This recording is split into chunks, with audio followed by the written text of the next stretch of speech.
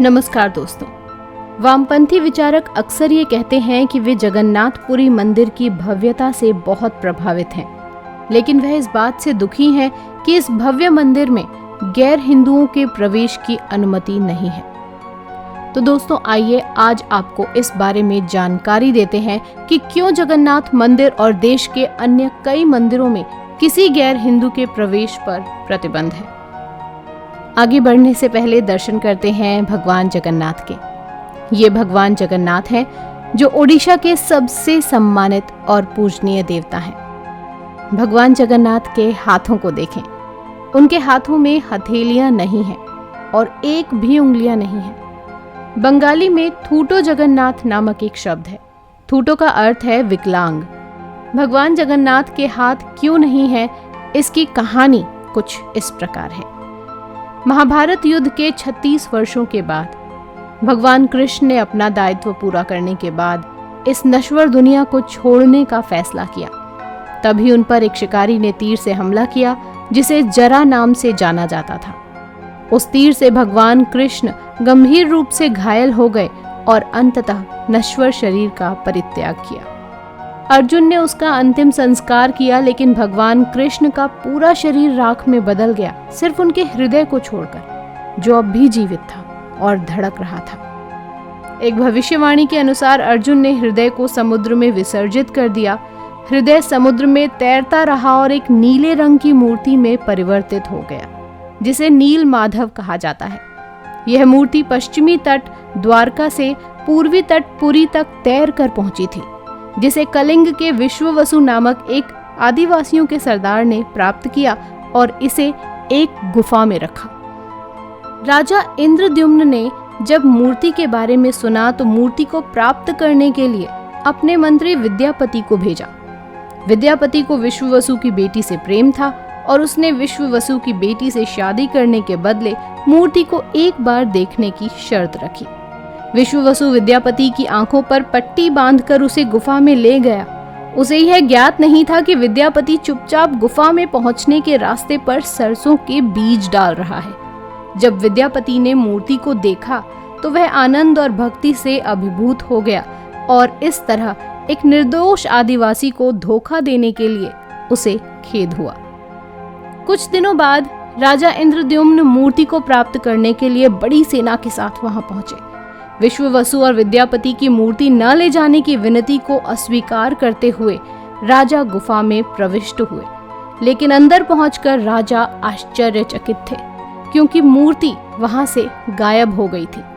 राजा को अपनी भूल पर पछतावा हुआ और वह क्षमा याचना करते हुए अपने राज्य वापस चला गया। राजा को सपने में एक दिव्य आवाज ने पुरी के समुद्र तट पर जाने के लिए कहा, जहां उन्हें भगवान विष्णु के निशान वाली एक लकड़ी का लट्ठा मिलेगा।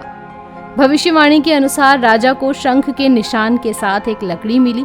यह भगवान कृष्ण का हृदय था, जो पहले नील माधव में बदल गया था और बाद में लकड़ी में बदल गया। राजा ने पुरी में एक मंदिर का निर्माण करवाया और मूर्तिकारों के द्वारा लकड़ी से मूर्तियां बनाने की कोशिश की, लेकिन कोई भी उस लकड़ी के लट्ठे पर एक खरोंच भी नहीं बना सका। बाद में एक बूढ़े आदमी ने दावा किया कि वह लकड़ी की मूर्ति बना सकते हैं, पर उन्होंने एक शर्त रखी कि जब तक वह दरवाजा बंद करके मूर्ति बनाएंगे तब तक कोई भी उन्हें परेशान नहीं करेगा। जब वह बूढ़ा व्यक्ति मूर्तियों को बनाने का काम कर रहा था, तब राजा की रानी गुंडिचा छिपकर काटने पीटने बनाने की आवाज सुना करती थी। एक दिन उन्हें कोई आवाज सुनाई नहीं दी। राजा और रानी ने सोचा कि शायद बूढ़ा आदमी बीमार हो गया होगा और यह सुनिश्चित करने के लिए उन्होंने कमरे में प्रवेश किया, पर उन्हें वहां पर कोई नहीं मिला। जगन्नाथ, बालभद्र, सुभद्रा की अपूर्ण प्रतिमाएं बड़ी गोल आंखों और शरारती मुस्कुराहट के साथ वहां खड़ी थीं। राजा ने अपनी जल्दबाजी के लिए पश्चाताप किया और अपूर्ण मूर्तियों को मंदिर में स्थापित किया। उस दिन से राजा ने मूर्तियों के हाथों को पूरा करवाने के लिए नए मूर्तिकारों को लाने की कोशिश की, लेकिन सभी असफल रहे। राजा भगवान के अपूर्ण हाथों के विषय में परेशान था।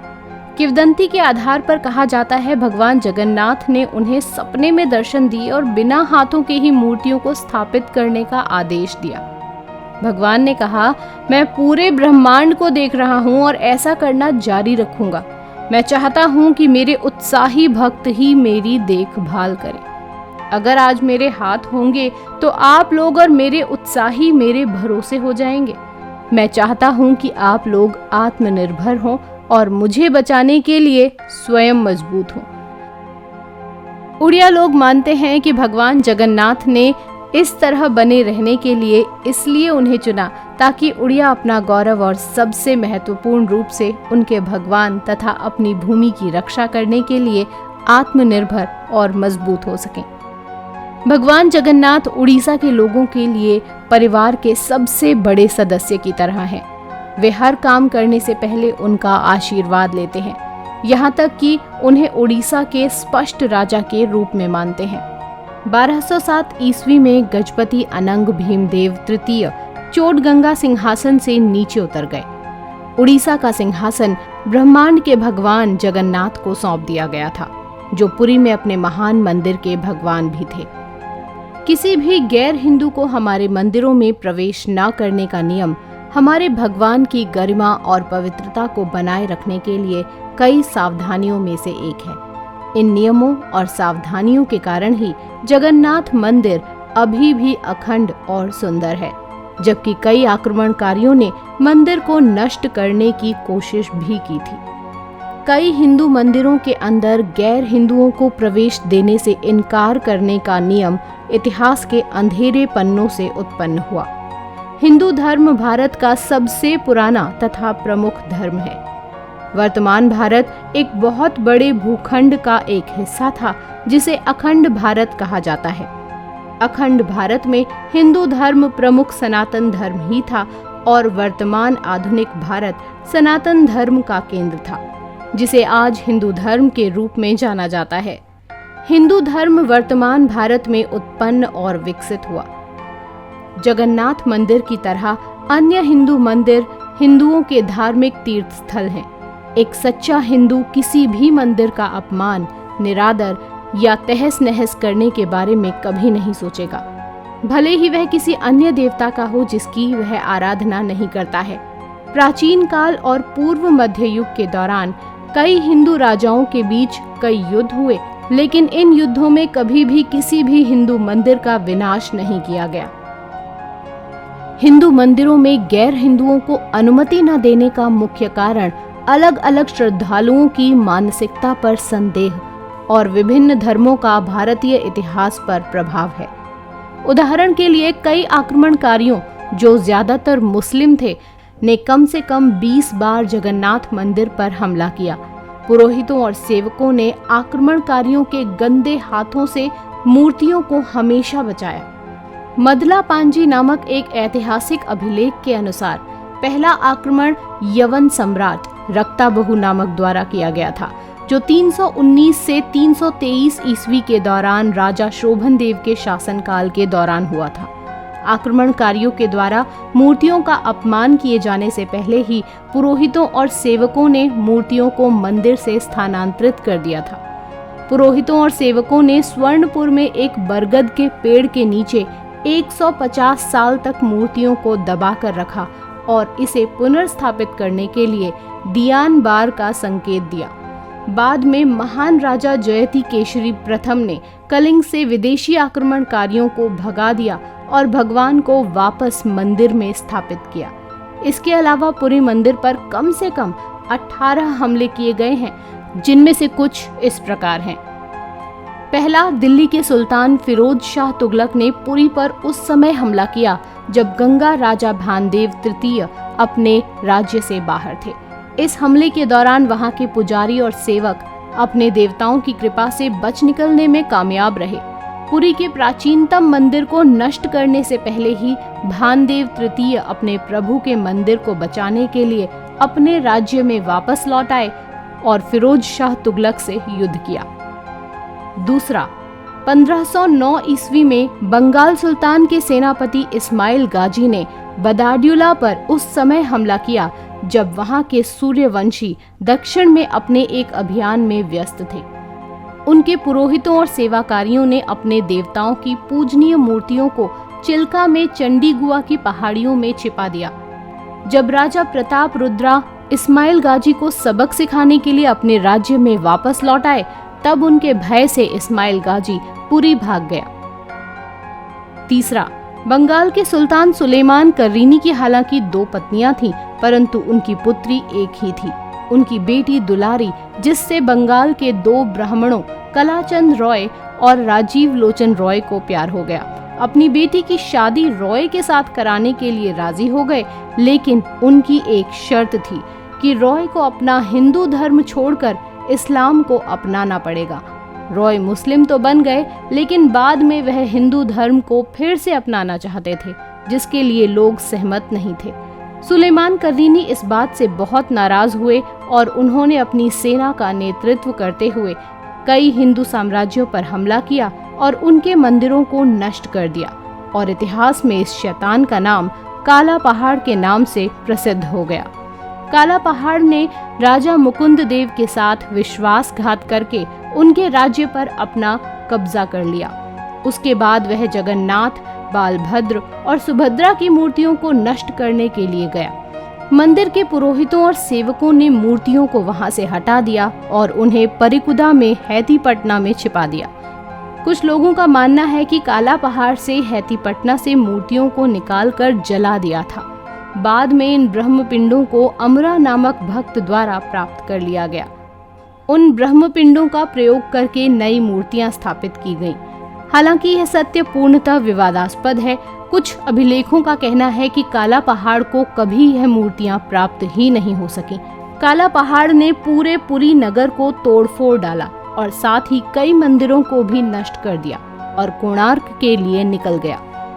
चौथा, 1592 में सुलेमान कर्रीनी के 2 बेटों सुलेमान और उस्मान ने जगन्नाथ मंदिर पर हमला किया।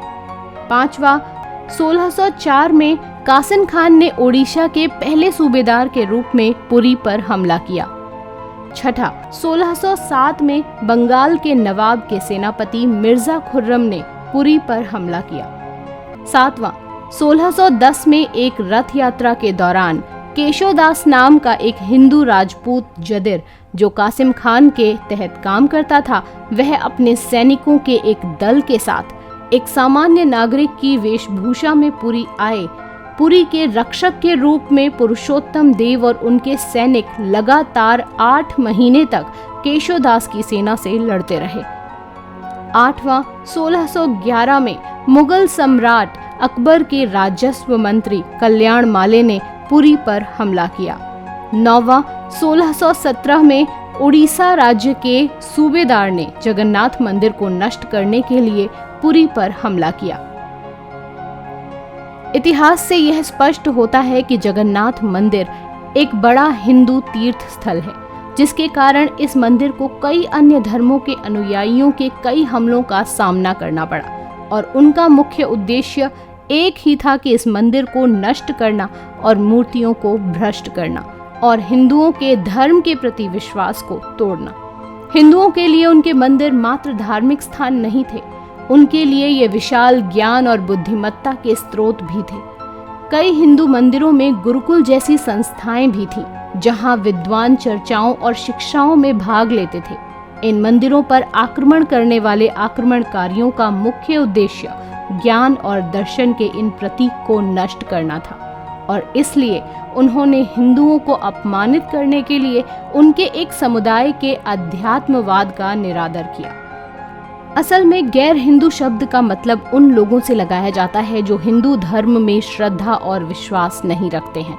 यह एक स्वाभाविक तथ्य है कि यदि कोई व्यक्ति किसी चीज में विश्वास नहीं करता है तो एक संभावना है कि उसके मन में उस चीज के प्रति कोई सम्मान का भाव नहीं भी होता। जबकि मध्ययुगीन आक्रमणकारियों ने हिंदू मंदिरों को नष्ट करने और देवताओं के प्रति उनके विश्वास को तोड़ने के लिए गर्दन के चारों ओर गाय का मांस लगाया। वहीं यूरोपीय विद्वानों ने बौद्धिक युद्धों के माध्यम से हिंदुओं के देवी देवताओं, रीति रिवाजों और दर्शन के सिद्धांतों की निंदा करने का विचार किया। यह गैर हिंदुओं के बारे में नहीं है, यह गैर विश्वासियों और विदेशियों के बारे में है। यहाँ तक कि बाली के एक हिंदू को जगन्नाथ मंदिर में प्रवेश करने की इजाजत नहीं दी गई थी क्योंकि वह विदेशी थे। यहाँ तक कि इस्कॉन के सदस्यों को जगन्नाथ मंदिर में अनुमति हाल ही में प्रदान की गई थी।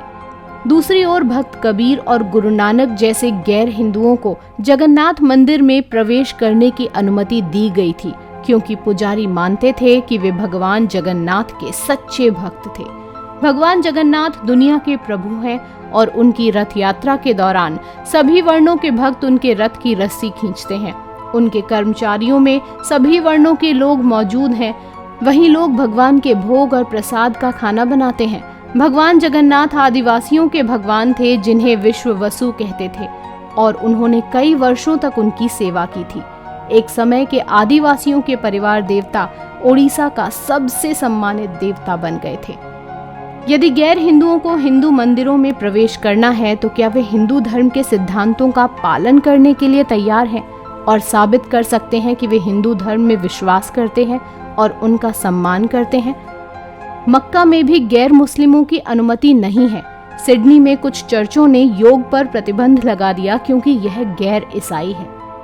बार बार के हमलों का नतीजा हुआ कि जगन्नाथ मंदिर में गैर भारतीय धर्म के लोगों के प्रवेश पर पाबंदी लगा दी गई।